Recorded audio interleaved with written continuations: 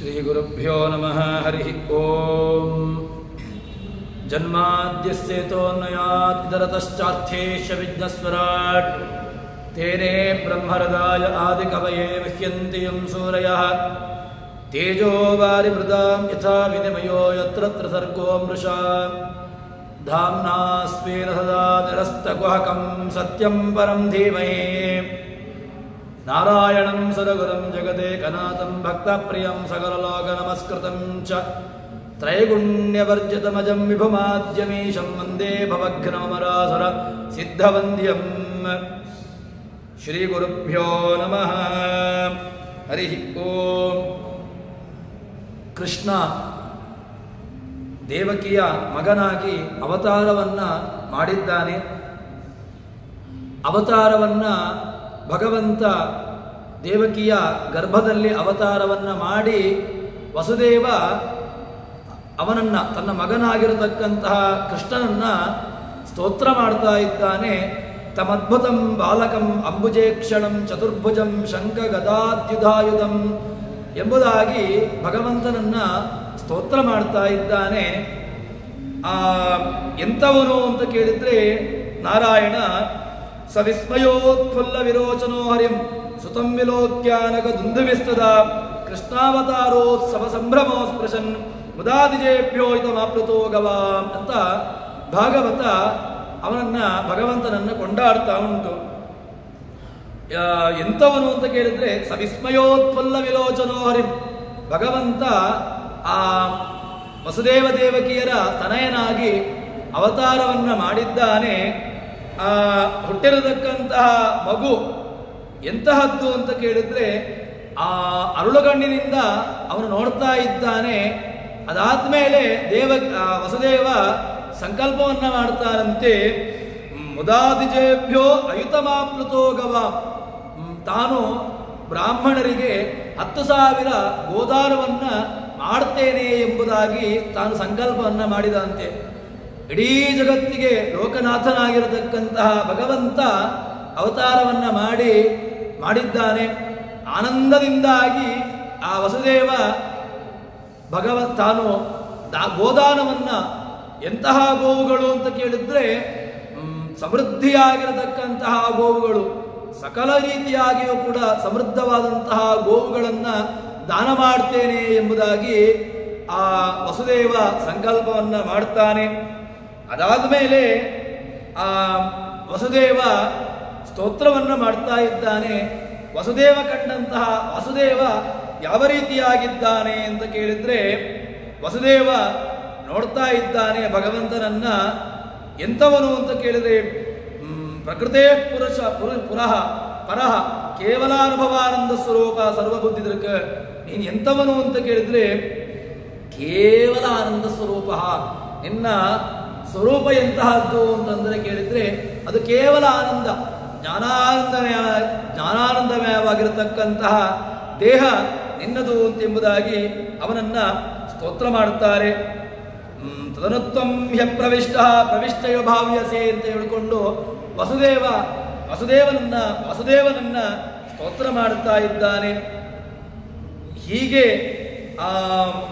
ಅವನನ್ನ ಬೇರೆ ಬೇರೆ ರೀತಿಯಾಗಿ ಸತ್ವಂ ತ್ರಿಲೋಕ ಸ್ಥಿತಯೇ ಸ್ವಮಾಯೆಯ ವಿಭರ್ಷಿ ಶುಕ್ಲಂ ಖಲು ವರ್ಣಮಾತ್ಮನಃ ಸರ್ಗಾಯ ರಕ್ತಂ ರಜಸೋಪಬ್ರಹ್ಮಿತಂ ಕೃಷ್ಣಂಚ ವರ್ಣಂ ತಮಸಾ ಜನಾತ್ತೀತ ಅವನನ್ನ ವಸುದೇವ ಸ್ತೋತ್ರವನ್ನ ಮಾಡ್ತಾನೆ. ಇಡೀ ಜಗತ್ತಿಗೆ ಸಜ್ಜನರಿಗೆ ಜ್ಞಾನ ಭಕ್ತ್ಯಾದಿಗಳ ಆನಂದವನ್ನ ನೀನು ನೀಡ್ತಿ. ಅಷ್ಟು ಮಾತ್ರವಲ್ಲದೆ ಇಡೀ ಜಗತ್ತನ್ನ 3 ಲೋಕವನ್ನ ಧಾರಣೆ ಮಾಡುವಂತಹ, ಅದನ್ನ ಕಾಪಾಡುವಂತಹ ಸಾಮರ್ಥ್ಯ ನಿನ್ನಲ್ಲಿದೆ. ಅಷ್ಟು ಮಾತ್ರವಲ್ಲದೆ ಸಜ್ಜನರಿಗೆ ಜ್ಞಾನದಲ್ಲಿ ಆಸಕ್ತಿಯನ್ನ, ಜ್ಞಾನ ಅವರು ಅತಿಯಾಗಿ ಅದರಲ್ಲಿ ತಮ್ಮ ಪ್ರವೃತ್ತಿಯನ್ನ ಮಾಡಬೇಕು ಎಂಬುದಾಗಿ ನೀನು ನಿನ್ನ ಶುಕ್ರವರ್ಣವನ್ನ ನೀನು ತೋರಿಸ್ತಿ. ಅಷ್ಟು ಮಾತ್ರವಲ್ಲದೆ ದುರ್ಜನರಿಗೆ ನೀನು ಏನು ಮಾಡ್ತೀನಿ ಅಂತ ಕೇಳಿದ್ರೆ ಕೃಷ್ಣಂಚವರ್ಣಂ ತಮಸಾ ಜನಾತ್ಯೆ, ದುರ್ಜನರ ನಾಶಕ್ಕಾಗಿ ತಮೋನಾಮಕನಾಗಿ ಅಲ್ಲೇ ಅವರನ್ನ ಕೃಷ್ಣವರ್ಣ ನೀನು ಅವರಿಗೆ ತೋರಿಸ್ತಿ. ಅಷ್ಟು ಮಾತ್ರವಲ್ಲದೆ ರಜೋನಾಮಕವಾಗಿರತಕ್ಕಂತಹ ರೂಪದಿಂದಾಗಿ ರಜೋರೂಪವನ್ನು ನೀನು ಅವರಿಗೆ ಯಾರು ರಾಜಸರಿದ್ದಾರೋ ಅವರಿಗೆ ಆ ರಜಸ್ಸಿನ ವ್ಯವಸ್ಥೆಯಲ್ಲಿ ಪ್ರವೃತ್ತಿಯನ್ನು ಮಾಡುವುದಕ್ಕೋಸ್ಕರವಾಗಿ ಆಯಾಯ ರೂಪವನ್ನು ನೀನು ಅವರಿಗೆ ತೋರಿಸ್ತೀ ಎಂಬುದಾಗಿ ವಾಸುದೇವರನ್ನ ಸ್ತೋತ್ರ ಮಾಡ್ತಾ ಇದ್ದಾನೆ. ಹೀಗೆ ಇನ್ನು ಇಷ್ಟೆಲ್ಲ ತ್ವಮಸ್ಯ ಲೋಕಸ್ಯ ವಿಭೋರಿನಿಕ್ಷು ಗೃಹೇವತೀರ್ಣೋಸಿ ಮಮಾಖಿಲೇಶ್ವರ ರಾಜನ್ಯ ಸಂಜ್ಞಾದುರ ಕೋಟಿಯೂತಪೈ ನಿರ್ವ್ಯೂಹಮಾನ ನಿಹನಿಶ್ಯಸೇಚಮು. ನೀನು ಎಂಥವನು ಅಂತ ಕೇಳಿದ್ರೆ, ನೀನು ಯಾರಿಗೋಸ್ಕರ ನೀನು ಅವತಾರವನ್ನ ಮಾಡಿದ್ದಿ ಅಂತ ಕೇಳಿದ್ರೆ ನಿನಗೋಸ್ಕರ ನೀನು ಅವತಾರವನ್ನ ಮಾಡಿದ್ದಲ್ಲ. ಮತ್ತೆ ಯಾರಿಗೋಸ್ಕರ ಅಂತ ಕೇಳಿದ್ರೆ ಸಜ್ಜನರಿಗೆ ಸುಖವನ್ನು ನೀಡಬೇಕು, ಅವರಿಗೆ ಆನಂದವನ್ನು ನೀಡಬೇಕು ಎಂಬಂತಹ ದೃಷ್ಟಿಯಿಂದಾಗಿ ನೀನು ನನ್ನ ಪತ್ನಿಯಾದಂತಹ ದೇವಕಿಯಲ್ಲಿ ಅವತಾರವನ್ನ ಮಾಡಿದ್ದಿ. ಅಷ್ಟು ಮಾತ್ರವಲ್ಲದೆ ನಿನ್ನನ್ನ ನೀನು ಏನು ಮಾಡ್ತೀಯ ಕೇಳಿದ್ರೆ ರಾಜನ್ಯ ಸಂಜ್ಞಾದುರ ಕೋಟಿಯೂತಪೈ, ಎಲ್ಲ ಆ ಹೆಸರಿಗೆ ಮಾತ್ರ ರಾಜರು ಅಂತ ಯಾರಿದ್ದಾರೋ ಕೇವಲ ಕಂಸ ಇತ್ಯಾದಿಗಳೆಲ್ಲರೂ ಕೂಡ ಅವರು ರಾಜರಲ್ಲ, ರಾಜರ ಆಭಾಸ. ಕೇವಲ ಅವರಲ್ಲಿ ರಾಜತ್ವ ಗುಣ ಇಲ್ಲವರಲ್ಲಿ ಏನೋ ಒಂದು ಕೇವಲ ಸಂಜ್ಞಾ ಮಾತ್ರವಾಗಿ ಅವರಿದ್ದಾರೆ. ಅವರಲ್ಲಿ ನೀನು ಏನು ಮಾಡಿದ್ದಿ ಅಂತ ಕೇಳಿದ್ರೆ ಅಸುರ ನಾಯಕರನ್ನ ಎಲ್ಲರನ್ನೂ ಕೂಡ ಸೈನ್ಯ ಸಮೇತ ಅವರನ್ನು ಇಡೀ ಬುಡ ಸಮೇತ ನಾಶ ಮಾಡುವುದಕ್ಕೋಸ್ಕರವಾಗಿ ನೀನು ಅವತಾರವನ್ನ ಮಾಡಿದ್ಯಾ ಎಂಬುದಾಗಿ ವಸುದೇವ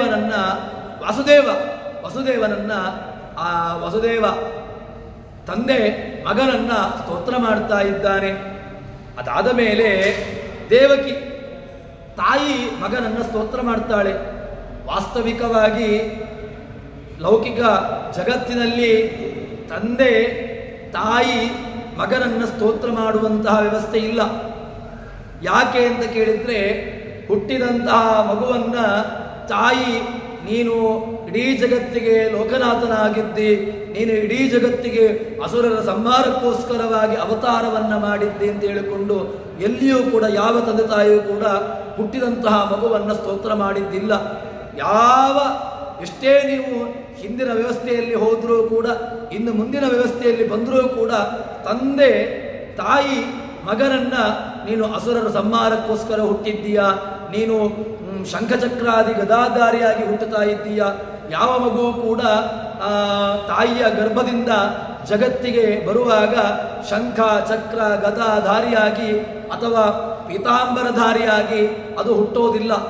ಮಗು ಅಂತ ಹೇಳಿದ್ರೆ ಅದು ಹುಟ್ಟೋದು ಪ್ರಾಕೃತ ದೇಹವನ್ನ ಧಾರಣೆ ಮಾಡಿಕೊಂಡು ಹುಟ್ಟುವಂತಹದ್ದು ಮಗು. ಆದರೆ ಕೃಷ್ಣ ಅವತಾರವನ್ನ ಮಾಡಿದ್ದು ಯಾವುದೋ ಒಂದು ಪ್ರಾಕೃತವಾಗಿರತಕ್ಕಂತಹ ಶುಕ್ಲ ಶೋಣಿತದ ವ್ಯವಸ್ಥೆಯಿಂದಾಗಿ ವೀರ್ಯರೇತಸ್ಸಿನ ಸಂಬಂಧದಿಂದಾಗಿ ಹುಟ್ಟಿರತಕ್ಕಂತಹವನಲ್ಲ ಭಗವಂತ.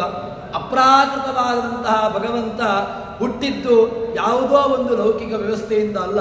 ಮತ್ತೆ ಅವನು ಹುಟ್ಟಿದ್ದು ಹೇಗೆ ಅಂತ ಕೇಳಿದ್ರೆ ಅವತಾರವನ್ನ ಮಾಡಬೇಕು ಅಂತ ಹೇಳಿಕೊಂಡು ಇಚ್ಛೆಯನ್ನ ಪಟ್ಟ ವಸುದೇವ ದೇವಕಿಯರಿಗೆ ಮಗನಾಗಿ ಅವತಾರವನ್ನ ಮಾಡಿದ ಅಂತ ಹೇಳ್ತಾರೆ.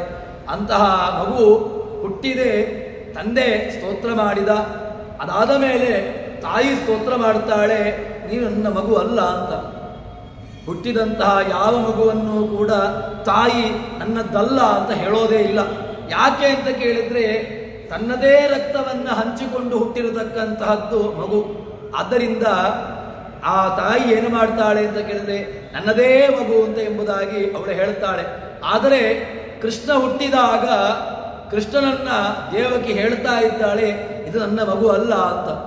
ಇದೇನಿದು? ವಾಸ್ತವಿಕವಾಗಿ ಕೃಷ್ಣ ಯಾರ ಮಗುವೂ ಅಲ್ಲ. ಇಡೀ ಜಗತ್ತಿಗೆ ತಂದೆ ತಾಯಿಯಾಗಿರತಕ್ಕಂತಹ ಕೃಷ್ಣ ಅವರನ್ನ ನಿಮಿತ್ತವನ್ನಾಗಿಟ್ಟುಕೊಂಡು ತಾನು ಭೂಮಿಗೆ ಅವತಾರವನ್ನ ಮಾಡಿದ್ದು. ಅವಳು ಹೇಳ್ತಾ ಇದ್ದಾಳೆ, ರೂಪಂ ಯತ್ತತ್ ಪ್ರಾಹುರವ್ಯಕ್ತಮಾದ್ಯಂ ಬ್ರಹ್ಮಜ್ಯೋತಿರ್ನಿರ್ಗುಣಂ ನಿರ್ವಿಕಾರಂ ಸತ್ತಾ ಮಾತ್ರಂ ನಿರ್ವಿಶೇಷಂ ನಿರೀಹಂ ಸತ್ವಂ ಸಾಕ್ಷಾತ್ ವಿಷ್ಣುರಧ್ಯಾತ್ಮದೀಪಂ. ಭಗವಂತನ ಅನುಗ್ರಹವನ್ನ ಭಗವಂತನನ್ನ ದೇವಕಿ ಸ್ತೋತ್ರ ಮಾಡ್ತಾ ಇದ್ದಾಳೆ. ಕೃಷ್ಣನನ್ನ ರೂಪಂ ಯತ್ತತ್ ಪ್ರಾಹು ಅವ್ಯಕ್ತಂ, ನಿನ್ನ ರೂಪವನ್ನ ಅವ್ಯಕ್ತ ಅಂತ ಹೇಳ್ತಾರೆ. ವ್ಯಕ್ತವಾಗುವಂತಹದ್ದಲ್ಲ ಇದು, ಸಾಮಾನ್ಯವಾದಂತಹ ಜೀವರಾಶಿಗಳಿಗೆ ಕಾಣುವಂತಹದ್ದಲ್ಲ ನಿನ್ನ ರೂಪ. ರೂಪಂ ಯತ್ತತ್ ಪ್ರಾಹು ಅವ್ಯಕ್ತಂ, ಅದನ್ನ ಅವ್ಯಕ್ತ ಅಂತ ಹೇಳ್ತಾರೆ. ಆದ್ಯಂ ಅಂತ ಹೇಳ್ತಾರೆ. ಇಡೀ ಜಗತ್ತಿಗೆ ಆದಿಯಾಗಿರತಕ್ಕಂಥವನು ನೀನು. ಆದ್ಯಂ ಬ್ರಹ್ಮ ಜ್ಯೋತಿರ್ ನಿರ್ಗುಣಂ ಬೃಹಂತಹ ಯಸ್ಮಿನ್ ಗುಣ ಬ್ರಹ್ಮ. ಬ್ರಹ್ಮ ಭಗವಂತ ಅವನನ್ನ ಬ್ರಹ್ಮ ಅಂತ ಹೇಳ್ತಾನೆ. ದೇವಕಿ ಕೃಷ್ಣನನ್ನ ಬ್ರಹ್ಮ ಅಂತ ಹೇಳ್ತಾಳೆ. ಯಾವುದು ಬ್ರಹ್ಮ ಅಂತ ಕೇಳಿದ್ರೆ ಪೂರ್ಣಗುಣತ್ವಾತ್ ಬ್ರಹ್ಮ. ಭಗವಂತ ಆ ಹುಟ್ಟಿದಂತಹ ಮಗು ಬ್ರಹ್ಮ. ಯಾಕೆ ಅಂತ ಕೇಳಿದ್ರೆ ಅದು ಜ್ಞಾನರೂಪ. ಅಷ್ಟು ಮಾತ್ರವಲ್ಲದೆ ನಿರ್ಗುಣಂ ನಿರ್ವಿಕಾರಂ, ಯಾವ ಗುಣಗಳು ಕೂಡ ಸತ್ವ ರಜಸ್ಸು ತಮಸ್ಸು ಇತ್ಯಾದಿ ಯಾವ ಗುಣಗಳ ಲೇಪ ಅದಕ್ಕಿಲ್ಲ. ಅಂತಹ ಅದ್ಭುತವಾದಂತಹ ರೂಪ ಇದು. ಹೀಗೆ ಸತ್ತಾ ಮಾತ್ರಂ, ಇಡೀ ಜಗತ್ತಿಗೆ ಸತ್ವ, ಜಗತ್ತಿಗೆ ಸತ್ವವನ್ನು ಕೊಡುವಂತಹ ರೂಪ. ಜಗತ್ತಿನಲ್ಲಿ ಸತ್ವ ಬರಬೇಕು ಅಂತಾದ್ರೆ ಭಗವಂತ ಸತ್ತಾನಾಮಕನಾಗಿ ಅಲ್ಲಿರಬೇಕು. ನಮ್ಮಲ್ಲಿ ಸತ್ವ ಇದೆಯಾ ಅಂತ ಕೇಳಿದ್ರೆ ಸತ್ವ ಇದೆ. ಯಾವಾಗ ನಮ್ಮಲ್ಲಿ ಸತ್ವ ಹೋಯ್ತು ಅಂತ ಕೇಳಿದ್ರೆ ದೇಹದಿಂದ ಜೀವ ಹೊರಟು ಹೋದಾಗ ಸತ್ವ ಹೋಯ್ತು. ಆದ್ದರಿಂದ ಇಡೀ ಜಗತ್ತಿಗೆ ಸತ್ತಾ ಮಾತ್ರಂ, ಸತ್ವಪ್ರದನಾಗಿ ಸತ್ತಾನಾಮಕನಾಗಿ ಸತ್ವಪ್ರದನಾಗಿ ತಾನು ಜಗತ್ತಿಗಿರ್ತಾನೆ. ಮತ್ತೆ ನಿರೀಹಂ, ಯಾವ ರೀತಿಯಾಗಿರ್ತಕ್ಕಂತಹ ಒಂದು ಅಪೇಕ್ಷೆ ಇಲ್ಲವೇ ಇಲ್ಲ. ನಿರೀಹಂ, ಆಸೆ ಇಲ್ಲ. ಭಗವಂತ ಏನಾಗಿದ್ದಾನೆ? ಸತ್ವಂ ಸಾಕ್ಷಾತ್, ನೀನು ಸಾಕ್ಷಾತ್ ವಿಷ್ಣು. ವಿಶತಿ ಪ್ರವೇಶತಿ ವಿಭರ್ತಿ, ಯಾವ ರೀತಿಯಾಗಿರತಕ್ಕಂತಹ ಅರ್ಥವನ್ನು ಇಟ್ಟುಕೊಳ್ಬಹುದು ನಾವು ಭಗವಂತನನ್ನ. ಯಾವೇ ವಿಷ ಪ್ರವೇಶನೆ, ಮತ್ತೆ ವಿಶತಿ, ಆವಿಶತಿ, ಪ್ರವಿಶತಿ, ಹೀಗೆ ಎಲ್ಲ ರೀತಿಯಾಗಿರತಕ್ಕಂತಹ ವ್ಯವಸ್ಥೆಯಲ್ಲಿ ಅವನಿದ್ದಾನೆ. ಅಂತಹ ದೇವಕಿ ತನ್ನ ಮಗುವನ್ನ ಸ್ತೋತ್ರ ಮಾಡ್ತಾ ಇದ್ದಾಳೆ. ಸತ್ವಂ ಸಾಕ್ಷಾತ್ ವಿಷ್ಣು, ನೀನು ವಿಷ್ಣು ಆಗಿದ್ದಿ. ಅಧ್ಯಾತ್ಮ ದೀಪಂ, ನೀನು ಎಂಥವನು ಅಂತ ಕೇಳಿದ್ರೆ ನಿನ್ನ ಇಡೀ ವೇದಗಳು, ಅಪೌರುಷೇಯವಾಗಿರದಂತಹ ವೇದಗಳು ಏನಿದೆಯೋ ಅವೆಲ್ಲವೂ ಕೂಡ ಯಾರನ್ನ ಹೇಳ್ತಾ ಉಂಟು ಅಂತ ಕೇಳಿದ್ರೆ ನಿನ್ನನ್ನೇ. ಯಾವ ರೀತಿಯಾಗಿರತಕ್ಕಂತಹ ನಿಶುಸೀದ ಗಣಪತೆ ಗಣೇಶೋ ತ್ವಾಮಾಹೋ ವಿಪ್ರತಮಂ ಕವೀನಾಂ ನರತೆ ತತ್ಕ್ರಿಯತೆ ಕಿಂಚನ ಅರೆ ಮಹಾಮರ್ಕಂ ಭಗವನ್ ಚಿತ್ರಮರ್ಚ. ಭಗವಂತನನ್ನ ಸ್ತೋತ್ರ ಮಾಡ್ತಾ ಉಂಟು ವೇದ. ಹೇ ಗಣಪತೆ, ನಿನ್ನನ್ನ ಇಡೀ ಗಣಪತಿ ಯಾವುದಕ್ಕೆ ಯಾವುದೆಲ್ಲ ಇದೆಯೋ ಜಗತ್ತಿನಲ್ಲಿ ಎಲ್ಲದಕ್ಕೂ ಕೂಡ ಹೇ ಗಣಪತೆ ನಿಶುಸೀದ, ಪ್ರಸೀದ, ನನ್ನ ವಿಷಯದಲ್ಲಿ ನೀನು ಪ್ರಸನ್ನನಾಗು. ಯಾಕೆ ಅಂತ ಕೇಳಿದ್ರೆ ಗಣಪತೆ ಗಣೇಶು ತ್ವಾಂ ಆಹು, ನಿನ್ನನ್ನು ಕರೀತಾರೆ. ಏನು ಅಂತ ಕರೀತಾರೆ ಕೇಳಿದ್ರೆ ವಿಪ್ರತಮಂ ಕವೀನಾಂ, ಜ್ಞಾನಿಗಳು ನಿನ್ನನ್ನು ಕರೀತಾರೆ. ಏನು ಅಂತ ಕರೀತಾರೆ? ವಿಪ್ರತಮಂ ಕವೀನಾಂ ನರತೆ, ನಿನ್ನನ್ನು ಬಿಟ್ಟು ಯಾರೂ ಇಲ್ಲ. ನರತೆ ತ್ವತ್ಕ್ರಿಯತೆ, ನೀನೇ ಎಲ್ಲವನ್ನೂ ಕೂಡ ಮಾಡ್ತಿ. ಏನನ್ನ ಮಾಡ್ತಿ? ಜಗತ್ತಿಗೆ ಜನ್ಮಾದಿಗಳನ್ನು ಕೊಡುವವನು ನೀನು. ನಿಶುತೀದ ಗಣಪತೆ ಗಣೇಶತ್ವಾಮಾಹೂರು ವಿಪ್ರತಮಂ ಕವೀನಾಂ ನರತೆ ತತ್ಕ್ರಿಯತೆ ಕಿಂಚನ, ಜಗತ್ತಿನಲ್ಲಿ ಯಾವ ವಸ್ತುಗಳು ಕೂಡ ನಿನ್ನನ್ನು ಬಿಟ್ಟಿಲ್ಲ. ಕಿಂಚನ ಅರೆ, ಅವನನ್ನ ಸಂಬೋಧನೆ ಮಾಡ್ತಾರೆ ಭಗವಂತನನ್ನ. ಮಹಾಮರ್ಕಂ ಭಗವನ್ ಚಿತ್ರಮರ್ಚ, ನಿನ್ನ ಅದ್ಭುತವಾಗಿರತಕ್ಕಂತಹ ವಿಚಾರವನ್ನ ಲೀಲೆಯನ್ನ ಕೊಂಡಾಡಲಿಕ್ಕೆ ಸಾಧ್ಯ ಇಲ್ಲ ಎಂಬುದಾಗಿ ವೇದಗಳು ಅವನನ್ನ ಕೊಂಡಾಡ್ತಾ ಉಂಟು. ಹೀಗೆ ಆ ಸಾಕ್ಷಾತ್ ದೇವಕಿ ತಾಯಿ ಮಗುವನ್ನ ಸ್ತೋತ್ರ ಮಾಡ್ತಾ ಇದ್ದಾಳೆ. ಲೌಕಿಕವಾಗಿರುವಂತಹ ವ್ಯವಸ್ಥೆಯಲ್ಲಿ ತಾಯಿ ಮಗುವನ್ನ ಸ್ತೋತ್ರ ಮಾಡಿದ್ದಿಲ್ಲ. ಆದರೆ ಇಲ್ಲಿ ದೇವಕಿ ತನ್ನದೇ ಆಗಿರತಕ್ಕಂತಹ ಮಗುವನ್ನ ಸ್ತೋತ್ರ ಮಾಡ್ತಾ ಇದ್ದಾಳೆ. ಏನು ಅಂತ ಕೇಳಿದ್ರೆ ಹೇಳ್ತಾಳೆ ಅವಳು, ಮೃತ್ಯುರ್ ವ್ಯಾಲಭೀತ ಪಲಾಯನ್ ಲೋಕಾನ್ ಸರ್ವ ನಿರ್ಭಯನ್ ಅಭ್ಯಗಚ್ಚತೆ ತತ್ಪಾದಾಬ್ಜಂ ಪ್ರಾಪ್ಯ ದೃಚ್ಛಯಾದ್ಯ ಸ್ವಸ್ಥಶ್ಚೇತೆ ಮೃತ್ಯುರಸ್ಮಾದುಪೈತಿ. ಮೃತ್ಯು ನಿನ್ನನ್ನು ಕಂಡು ದೂರ ಹೋಗ್ತದಂತೆ. ಎಂಥವರನ್ನ ಅಂತ ಕೇಳಿದ್ರೆ ಮೃತ್ಯೋರ್ಮೃತ್ಯುರ್ವ್ಯಾಲಭೀತ ಪಲಾಯನ್. ಮೃತ್ಯು ಅದೇನಾಗಿದೆ ಅಂತ ಕೇಳಿದ್ರೆ ಸರ್ಪದಂತೆ. ಸರ್ಪ ನಮ್ಮ ವ್ಯವಸ್ಥೆ ಹೇಗಾಗಿದೆ ಅಂತ ಕೇಳಿದ್ರೆ ಸರ್ಪದ ಮೇಲೆ ಮಲಗುವಂತಹ ವ್ಯವಸ್ಥೆ ನಮ್ದು. ಹೇಗೆ ಅಂತ ಕೇಳಿದ್ರೆ ಯಾವುದು ಸರ್ಪ ಅಂತ ಕೇಳಿದ್ರೆ ಮೃತ್ಯುವೇ ಸರ್ಪ. ನಾವು ಇವತ್ತು ಮಲಗಿರತಕ್ಕಂಥವರು ನಾಳೆ ಬೆಳಗ್ಗೆ ಹೇಳ್ತೇವೋ ಅಂತ ಎಂಬುದು ಗ್ಯಾರಂಟಿ ಇಲ್ಲ. ಯಾಕೆ ಅಂತ ಕೇಳಿದ್ರೆ ಮೃತ್ಯು ಯಾವ ಹೊತ್ತಲ್ಲಿ ಬೇಕಾದರೂ ತೆಗೆದುಕೊಂಡು ಹೋಗ್ಬೋದು. ರಾತ್ರಿ ಮಲಗಿದ್ದಾನೆ, ಅಯ್ಯೋ ಬೆಳಿಗ್ಗೆ ಹೇಳಿಲ್ಲ ರೀ, ರಾತ್ರಿ ಮಲಗಿದ್ದಾರೆ, ಎಲ್ಲವನ್ನೂ ಬೇಕಾಗಿರತಕ್ಕಂಥವರಿಗೆ ಎಲ್ಲವನ್ನು ನೀಡಿ ಮನೆಗೆ ಬಂದು ಮಲ್ಕೊಂಡಿದ್ದಾರೆ, ಅವರವರ ಕೆಲಸವನ್ನು ಮಾಡಿ ಬಂದು ಮಲ್ಕೊಂಡಿದ್ದಾರೆ. ಬೆಳಿಗ್ಗೆ ಇಲ್ಲ ರೀ, ಬೆಳಿಗ್ಗೆ ಹೇಳಿಲ್ಲ ಅವರು. ಯಾಕೆ ಹೇಳಿಲ್ಲ ಕೇಳಿದ್ರೆ ಇಲ್ಲ, ಎಲ್ಲವನ್ನೂ ಕೂಡ ಮೃತ್ಯು ಬಂದು ಕರೆದುಕೊಂಡು ಹೋಗಿದ್ದಾನೆ. ಮೃತ್ಯು ಸರ್ಪ. ಸರ್ಪ ಮೃತ್ಯುವಿನಂತೆ ನಮ್ಮನ್ನ ಕಾಯ್ತಾ ಉಂಟು. ಕಾಯುವುದಲ್ಲ, ನಮ್ಮನ್ನು ಕಾಯ್ತಾ ಉಂಟು. ಅದು ಕಚ್ಚಲಿಕ್ಕೆ ಯಾವಾಗ ಬೇಕಾದರೂ ಕಚ್ಚಬಹುದು ಮೃತ್ಯು. ಈಗ ನಡೆದುಕೊಂಡು ಹೋಗುವಾಗ ಬಿದ್ದು ಸತ್ರು ಅಂತ ಕೇಳ್ತಾವೆ. ಯಾವುದೋ ವ್ಯಕ್ತಿ ಏನೋ ಕಾರ್ಯವನ್ನ ಮಾಡ್ತಾ ಇದ್ದ, ಬಿದ್ರು ಅಂತ ಕೇಳ್ತೇವೆ, ಸತ್ರು ಅಂತ ಕೇಳ್ತೇವೆ. ಯಾಕೆ ಅಂತ ಕೇಳಿದ್ರೆ ಅಲ್ಲಿಗೆ ಮೃತ್ಯು ಬಂದಿದೆ, ಕರೆದುಕೊಂಡು ಹೋಗ್ಲಿಕ್ಕೆ ಕಾಯಲಿಕ್ಕಿಲ್ಲ. ದಾಸರು ಹೇಳ್ತಾರಲ್ವಾ, ಯಾರ ಅಂಜಿಕೆಯೂ ಇಲ್ಲ ಅಂತ. ಯಮಭಟರಿಗೆ ಯಾರ ಅಂಜಿಕೆಯೂ ಇಲ್ವಂತೆ. ಯಾರನ್ನು ಬೇಕಾದರೂ ಯಾವ ಹೊತ್ತಿಗೆ ಬೇಕಾದರೂ ಕರೆದುಕೊಂಡು ಅಂತಹ ಒಂದು ಪರ್ಮಿಷನ್ ಇರುವಂತಹದ್ದು ಅದು ಯಮಭಟರಿಗೆ ಮಾತ್ರ. ಯಾವಾಗ ಬೇಕಾದರೂ ಕರೆದುಕೊಂಡು ಹೋಗ್ಬೋದು ಅವರು. ಅಂಥವರನ್ನ ಆ ದೇವಕಿ ಆ ಮಗುವನ್ನ, ತನ್ನದೇ ಮಗುವನ್ನ ಸ್ತೋತ್ರ ಮಾಡ್ತಾ ಇದ್ದಾಳೆ. ಮೃತ್ಯೋರ್ಮೃತ್ಯುರು ಅಲಭೀತ ಪಲಾಯನ್. ಸರ್ಪದ ಭಯ. ಮನುಷ್ಯ ಸರ್ಪದ ಭಯದಿಂದ ಕಾಯ್ತಾ ಇದ್ದಾನೆ. ಯಾವಾಗ ಬೇಕಾದರೂ ಮೃತ್ಯು ಬರಬಹುದು. ಆದರೆ ಎಂಥವರಿಗೆ ಭಯ ಬರೋದಿಲ್ಲ, ಮೃತ್ಯುವಿನ ಭಯ ಇಲ್ಲ ಅಂತ ಕೇಳಿದ್ರೆ ಲೋಕಾನ್ ಸರ್ವ ನಿರ್ಭಯಂ ನಾಧ್ಯಗಚ್ಚತ್. ನಿನ್ನನ್ನು ನಂಬಿಕೊಂಡು ಯಾರಿದ್ದಾರೋ ಅವರಿಗೆ ಮೃತ್ಯುವಿನ ಭಯ ಯಾವತ್ತೂ ಬರ್ಲಿಕ್ಕೆ ಸಾಧ್ಯ ಇಲ್ಲ. ನಾಧ್ಯಗಚ್ಚತ್ ಸರ್ವಾ ನಿರ್ಭಯಂ ನಾಧ್ಯಗಚ್ಚತ್. ತ್ವತ್ ಪಾದಾಬ್ಜಂ. ನಿನ್ನ ಪಾದಾಬ್ಜವನ್ನು ಯಾರು ತುಂಬಾ ಅಗಾಧವಾಗಿ ನಂಬಿದ್ದಾರೋ ತ್ವತ್ ಪಾದಾಬ್ಜಂ ಪ್ರಾಪ್ಯ ಯದೃಚ್ಛಯಾದ್ಯ. ಯಾರು ನಿನ್ನ ಪಾದಕಮಲವನ್ನ ಯದೃಚ್ಛಯ, ನೀನು ನನಗಿದ್ರೆ ಸಾಕು, ಯಾವ ವ್ಯವಸ್ಥೆಯೋ ಬೇಡ. ಯದೃಚ್ಛಯ ಅಂತ ಕೇಳಿದ್ರೆ ಸಂಸ್ಕೃತದಲ್ಲಿ ಅರ್ಥ ಏನು ಅಂತ ಕೇಳಿದ್ರೆ ಯದೃಚ್ಛಯ ಅಂತ ಕೇಳಿದ್ರೆ ಯಾವ ರೀತಿಯಾಗಿಯೂ ಕೂಡ ಅಂತ. ಆದರೆ ಯದೃಚ್ಛಯ ಶಬ್ದಕ್ಕೆ ನಮಗೆ ಸಹಸ್ರನಾಮ ಅರ್ಥ ಕೊಡುವಂತಹದ್ದು ಯಾವುದು ಅಂತ ಕೇಳಿದ್ರೆ ಯತ್ತತ್ ಪದಮನುತ್ತಮಂ ಅಂತ ಭಗವಂತನನ್ನ ಸಹಸ್ರನಾಮ ಕೊಂಡಾಡ್ತಾ ಉಂಟು. ಯತ್ ತತ್ ಪದಂ ಅನುತ್ತಮಂ ಅಂತ. ಯದೇ ನಮಃ ತದೇ ನಮಃ ಅಂತ ಭಗವಂತನನ್ನ ಸಹಸ್ರನಾಮ ಕೊಂಡಾಡ್ತದೆ. ಭಗವಂತನಿಗೆ ಯತ್ ಅಂತ ಹೆಸರು, ಭಗವಂತನಿಗೆ ತತ್ ಅಂತ ಹೆಸರು. ಯಾಕೆ ಅಂತ ಕೇಳಿದ್ರೆ ಯದೃಚ್ಛಯ ಅಂತ ಕೇಳಿದ್ರೆ, ಯದೃಚ್ಛಯ ಅಂತ ಹೇಳಿದ್ರೆ ಅಕಸ್ಮಾತ್ತಾಗಿ ಅಂತ ಅರ್ಥ ಬರ್ತದೆ. ಆದರೆ ಇಲ್ಲಿ ಅಕಸ್ಮಾತ್ತಾಗಿ ಅಂತ ಅರ್ಥ ಅಲ್ಲ. ಮತ್ತೇನು ಕೇಳಿದ್ರೆ ತ್ವತ್ ಪಾದಾಬ್ಜಂ ಪ್ರಾಪ್ಯ ಯದೃಚ್ಛಯಾದ್ಯ. ನಿನ್ನ ಅನುಗ್ರಹದಿಂದಾಗಿ, ನಿನ್ನ ಆ ವ್ಯವಸ್ಥೆಯಿಂದಾಗಿ ಯಾವುದೋ ಒಂದು ಸಿಗಬೇಕು ಅಂತ ಆದರೆ ಭಗವಂತನ ಅದೃಚ್ಛೆ ಇಲ್ಲದೆ ನಮಗೆ ಸಿಗ್ಲಿಕ್ಕೆ ಸಾಧ್ಯವೇ ಇಲ್ಲ.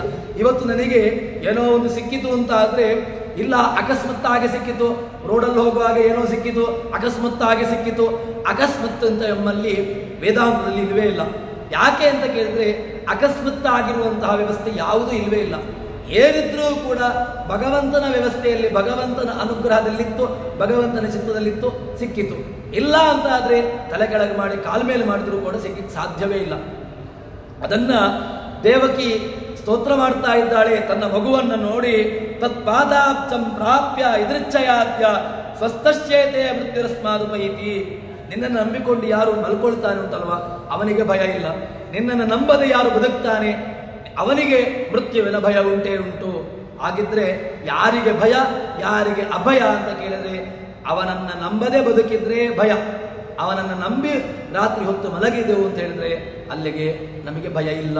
ಈ ರೀತಿಯಾಗಿ ಸಾಕ್ಷಾತ್ ಆಗತಾನೆ ಹುಟ್ಟಿದ ಮಗು ತನ್ನ ಕೈಯಲ್ಲಿ ಉಂಟು. ಹುಟ್ಟಿದಂತಹ ಮಗುವನ್ನ ವಸುದೇವ ಅಪ್ಪ ಸ್ತೋತ್ರ ಮಾಡಿದ, ಅಪ್ಪನ ನಂತರ ಅಮ್ಮ ಸ್ತೋತ್ರ ಮಾಡ್ತಾ ಇದ್ದಾಳೆ. ಯಾವ ಮಗುವನ್ನು ಕೂಡ ತಂದೆ ತಾಯಿಗಳು ಸ್ತೋತ್ರ ಮಾಡಿದ್ದಿಲ್ಲ. ಆದರೆ ಹುಟ್ಟಿದಂತಹ ಮಗುವನ್ನ ತಂದೆ ತಾಯಿಗಳು ಸ್ತೋತ್ರ ಮಾಡ್ತಾ ಇದ್ದಾರೆ ಅಂತ ಹೇಳಿದ್ರೆ ಎಂಥವನು ಗೊತ್ತುಂಟ? ಅವಳು ಹೇಳ್ತಾಳೆ, ಅವನು ಹುಟ್ಟಿದ್ದು ಹೇಗೆ ಅಂತ ಕೇಳಿದ್ರೆ ರೂಪಂ ಚೇದಂ ಪೌರುಷಂ ಧ್ಯಾನದಿಷ್ಟಂ ಅಪ್ರತ್ಯಕ್ಷಂ ಮಾದೃಶಾಂ ಮಹತ್ವಂ ಕೃಪೀಷ್ಟಾಹ. ನನಗೆ ಈಗ ನೀನೀಗ ಹುಟ್ಟಿದ್ಯಲ್ವಾ, ನೀನು ಹುಟ್ಟಿದ್ದು ಹೇಗೆ ಅಂತ ಕೇಳಿದ್ರೆ ಶಂಖಚಕ್ರ ಗದಾದಿಯಾಗಿ ನೀನು ಹುಟ್ಟಿದ್ದೀಯ, ಇದು ಬೇಡ ನನಗೆ. ಯಾಕೆ ಅಂತ ಕೇಳಿದ್ರೆ ದೈತ್ಯರಿಗೆ ನೀನು ಭಯವನ್ನು ಹುಟ್ಟಿಸ್ಲಿಕ್ಕಿರುವವನು, ನನಗೆ ಈಗ ನೀನು ಹುಟ್ಟಿರತಕ್ಕಂತಹ ರೂಪ ಯಾವುದು ಚತುರ್ಭುಜಾದಿ ಶಂಖಗದಾದಿದಾಯುವನ್ನು ಹೇಳಿಕೊಂಡು ಏನು ಅವನು ಸ್ತೋತ್ರ ಮಾಡ್ತಾ ಇದ್ದಾನೆ, ಇದು ನನಗೆ ಬೇಡಪ್ಪ. ಇದು ಅವರಿಗೆ, ಯಾರಿಗೆ, ಕಂಸನಿಗೆ ಈ ರೂಪ ಭಯವನ್ನು ಕೊಡುವಂತಹದ್ದು, ನನಗೆ ಈ ರೂಪವನ್ನು ತೋರಿಸಬೇಡ. ಮತ್ತೆ ಈ ಚತುರ್ಭುಜ ರೂಪವನ್ನ ಅಪ್ರತ್ಯಕ್ಷಂ, ನನ್ನ ವಿಷಯದಲ್ಲಿ ಈ ರೂಪವನ್ನು ತೋರಿಸಬೇಡ. ಮಾದೃಶಂ ತ್ವಂ ನಾಕಪೀಷ್ಟಾಹ, ನನಗೆ ಈ ರೂಪವನ್ನ ತೋರಿಸಬೇಡ, ನನ್ನಿಂದ ಮರೆಮಾಚು ಅಂತ ಹೇಳಿಕೊಂಡು ಅವಳು ಸ್ತೋತ್ರ ಮಾಡ್ತಾ ಇದ್ದಾಳೆ. ಹೇ ಉಪಸಂಹಾರ ವಿಶ್ವಾತ್ಮನ್ ನಮೋ ರೂಪಂ ಅಲೌಕಿಕಂ ಶಂಖಚಕ್ರ ಗದಾವದ್ನ ಶ್ರೀಯಾಜುಷ್ಟಂ ಚತುರ್ಭುಜಂ. ಹೇ ಭಗವಂತ, ನಿನ್ನ ಚತುರ್ಭುಜ ರೂಪವನ್ನ ದಯವಿಟ್ಟು ನನ್ನಿಂದ ಮರೆಮಾಚು ಅಂತ ಹೇಳಿಕೊಂಡು ತಾಯಿ ಮಗುವನ್ನ ಕುರಿತು ಸ್ತೋತ್ರ ಮಾಡ್ತಾ ಇದ್ದಾಳೆ. ನನಗೆ ಈ ರೂಪ ಬೇಡ ಎಂಬುದಾಗಿ ಸ್ತೋತ್ರವನ್ನ ಮಾಡಿದಾಗ ಭಗವಂತನಿಗೆ ಇದೆಲ್ಲ ವಿಡಂಬನೆ. ಯಾಕೆ ಅಂತ ಕೇಳಿದ್ರೆ ತಾತ್ಪರ್ಯ ನಿರ್ಣಯದಲ್ಲಿ ಹೇಳ್ತಾರಲ್ವಾ, ತಸ್ಯೋದರಸ್ತ ಜಗದಸ್ತದ ಮಂದ ಸಾಂದ್ರ ಸ್ವರಂದ ತುಷ್ಟವ ಪಶೋಪೆ ರಮಾರಮಸ್ಯ. ಭಗವಂತ ಎಂಥವನು ಅಂತ ಕೇಳಿದ್ರೆ ಇಡೀ ಜಗತ್ತನ್ನ ಉದರದಲ್ಲಿಟ್ಟುಕೊಂಡು ಉದರಂ ಚಿಂತ್ಯಮೀಶಸ್ಯ ತನುತ್ವೇಪ್ಯಕಿಲಂಬರಂ ವಲಿತ್ರಯಾಂಕಿತಂ ನಿತ್ಯಂ ಉಪಗೂಢಂ ಶ್ರೇಯೈಕಯ ಅಂತ ಇಡೀ ಜಗತ್ತನ್ನ ಹೊಟ್ಟೆಯಲ್ಲಿಟ್ಟುಕೊಂಡಿದ್ದಾನೆ. ಆಚಾರ್ಯ ಮಧ್ವರು ಸ್ತೋತ್ರ ಮಾಡ್ತಾರೆ, ಉದರಂ ಚಿಂತ್ಯಮೀಶಸ್ಯ, ದೇವರ ಉದರವನ್ನ ಚಿಂತನೆ ಮಾಡಿ. ಯಾಕೆ ಅಂತ ವಲಿತ್ರಯಾಂಕಿತಂ, ಅಲ್ಲಿ ಒಲಿಗಳಿದೆ, 3 ಒಲಿಗಳಿದೆ.